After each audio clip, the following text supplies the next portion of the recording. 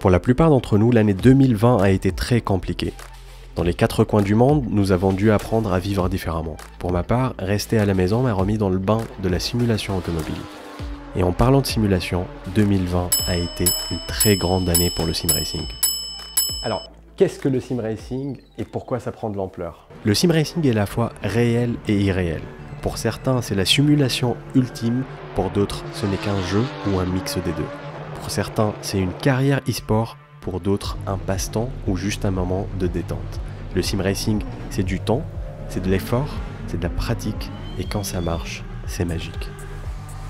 Mais si on enlève l'émotion, c'est quoi subjectivement le sim racing? Pour faire simple, le sim racing est un programme informatique qui utilise des équations mathématiques pour créer le système le plus proche du monde réel en termes de justesse dynamique. La différence entre un jeu de course lambda qui sacrifie le modèle de conduite en faveur des caractéristiques du gameplay, une réelle simulation automobile, c'est la conduite pure et non filtrée qui permet d'expérimenter une réelle physique dynamique, gestion de carburant, usure des pneus, conditions météorologiques et ainsi de suite. Ici, l'objectif principal est de conduire les voitures et terminer la course, pas des sauts de falaise ni de course-poursuite. A noter qu'il n'y a aucun mal à apprécier des titres plutôt arcade ou simcade. Moi-même, j'ai commencé avec les franchises telles que Forza et Gran Turismo qui m'ont donné envie d'aller plus loin. Et d'ailleurs, actuellement, j'apprécie énormément la franchise F1 2021 de Codemaster. Bref, revenons au sim racing. Le sim racing, c'est les compétitions, c'est les batailles serrées, c'est le seul endroit où la plupart d'entre nous peuvent ressentir des frissons de ce genre.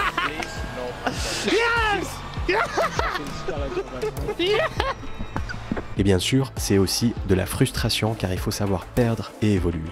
On ne gagne pas à tous les coups et ce n'est pas grave car le sim racing c'est une communauté qui a partagé ses images et ses vidéos pour la réalisation de cet épisode.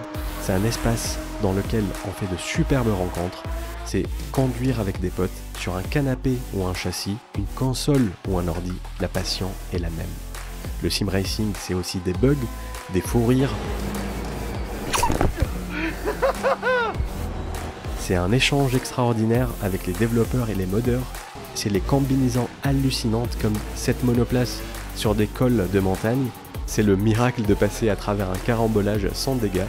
Le sim racing prend du temps, de l'énergie, mais il vous oblige à apprendre et à améliorer votre maîtrise pour aller encore plus vite. C'est être pilote et ingénieur de course. La liste de configurations possibles est aussi longue qu'un livre d'encyclopédie. Le plus tu la maîtrises et le plus tu améliores ta relation avec ta voiture du moment. Enfin, sachez que ce n'est pas grave de commencer le sim racing sur console, surtout de nos jours avec des titres comme Assetto Corsa ou Assetto Corsa Competition. Ça reste le moyen le moins cher et pour commencer, c'est suffisant. Le meilleur volant est le volant qui rentre dans votre budget. Croyez-moi, il vous donnera largement du plaisir et de la frustration sur vos premiers pas dans le monde du sim racing. Pour ma part, ce que j'apprécie le plus dans le sim racing, c'est la possibilité de conduire des voitures historiques telles que les F1 classiques ou d'autres séries de l'époque, ce qui me permet à la fois de me rendre compte à quel point c'était difficile de piloter ces voitures et d'apprécier encore plus le talent des pilotes de l'époque. Plein de nouvelles vidéos autour de la simulation automobile sont en cours de préparation, donc si c'est quelque chose qui t'intéresse, n'hésite pas à t'abonner. C'était tout pour cet épisode. Je vous dis à très bientôt. D'ici là, prenez soin de vous. Ciao.